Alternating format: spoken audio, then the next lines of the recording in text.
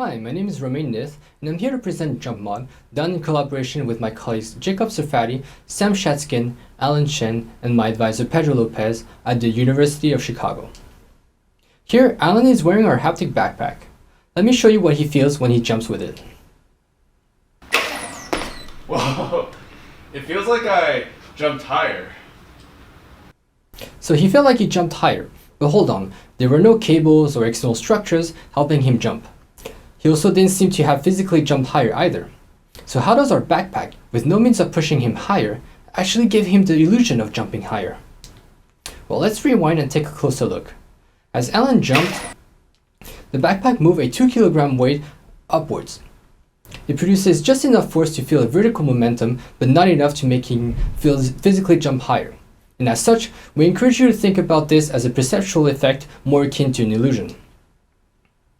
By moving the weight up or down at different phases, we can actually achieve 5 different sensations.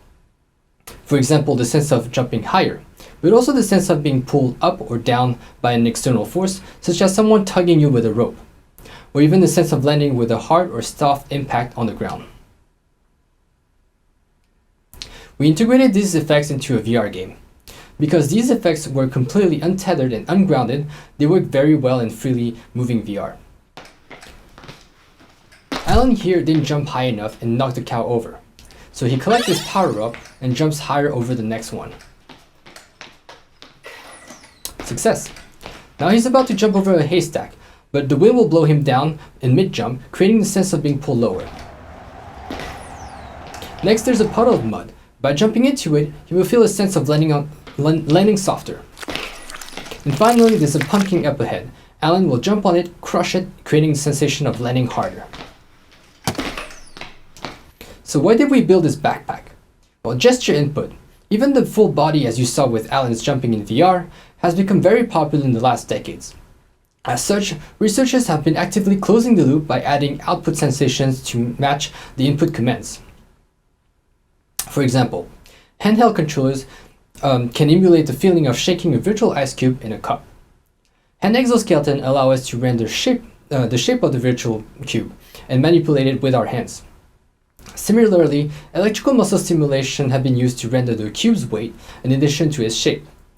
And other researchers have created shoes to step on these virtual objects. What about jumping? Well, turns out that vertical force feedback is extremely rare in mainstream interactive experiences, because a device capable of moving you would need a lot more power, mass, and battery than all the one that you see on the screen. So let's see how researchers add realism to vertical experiences. Researchers use grounded devices such as motorized pulleys. To suspend the user in midair, they need to have an entire infrastructure dedicated for the device, making it not very portable. Another popular approach is to use powerful propellers to push air away from the user, generating forces. While some devices using this approach are hands-free, others require the need to hold it, which can greatly limit the user's movements. Additionally, most are not powerful enough to lift the users off the ground. But the ones that do require powerful hardware, which comes at the cost of weight. Augmented jumps, for example, weigh 60 kilograms by itself and can only produce a 25 cents reduced gravity. Plus, it creates quite a bit of noise, and which can easily break the immersion. So it is not surprising that researchers have been searching for a smaller way to achieve these vertical effects. For instance, by altering what the user sees in VR, they can create a sense of jumping higher. While these redirected movements are very effective, they only work in VR, and not in all vertical experiences. Moreover, we know that real haptics tends to outperform pseudo-haptics. So, we decided to explore this in a new way. Our approach is to find a force-based illusion that requires a much smaller actuator, and yet still affects someone's sense of jumping. And this is exactly what we did with JumpMod. We implemented our backpack with a motor driving a belt, which moves a 2 kilogram weight, also doubling as our battery, along a linear rail. A belt tensioner ensures a good power transmission from the motor to the weight. We also keep track of the position of the weight with an encoder and limit switch located at both ends of the rail. Finally, everything is being controlled with a microcontroller equipped with Bluetooth and a motor controller. In addition to 2 traditional shoulder straps of a backpack, we further secured JumpMod to the user using a sternal strap and 2 leg straps. To better understand our backpack, we conducted a perceptual study in extreme conditions. Participants could not hear nor feel the motor running. Participants were asked to jump and describe the sensation that they felt.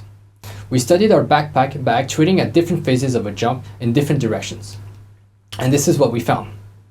Even in the most extreme conditions, participants were able to distinguish 5 different effects. Note that some effects can be replicated with different jump stimuli. Now, do we really need JumpMod? Let us compare to the popular visual illusions used in VR. The goal of this study was to understand if realism induced by JumpMod outperforms the one used in visual illusions. So, we designed a VR experience to evaluate exactly this, the same one that you saw at the beginning of the talk. And we found out that immersion is superior with JumpMod compared to the baseline, as well as realism. And this is quite exciting, as it suggested that JumpMod did add value to the experience. And most participants prefer the JumpMod condition, even despite the added weight and sound. So far I've shown you JumpMod working in a VR game, in which you have to jump in place.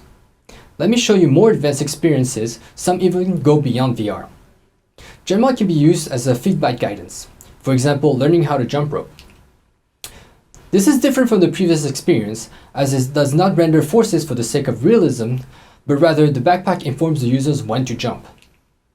It can also be used for other VR experiences, emphasizing on exploring large spaces, for example, playing a VR escape room game. Here, Alan is trying to reach for a key stuck on the chandelier right above him, which is out of reach. So he uses this trampoline on the floor to help him jump higher. He knocks the key out of the chandelier, grabs it, and now he's able to escape.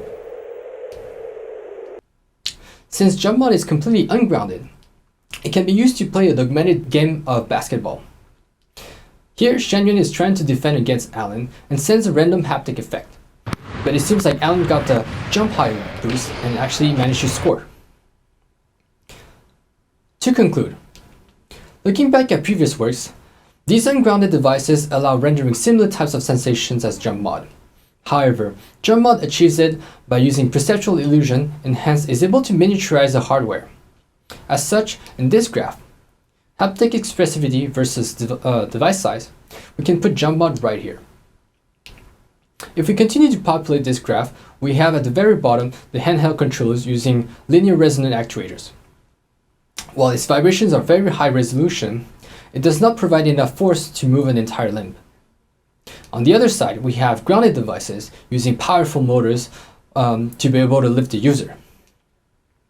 We can actually see an exponential curve covering the trend of these devices. But here, with JumpMod, we decrease the device form factor while still keeping the same level of haptic expressivity.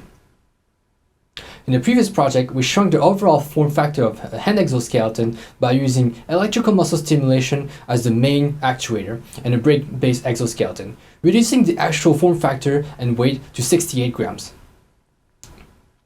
My research is to argue that there's a way to make devices using perceptual as well as engineering tricks to get more linear trend.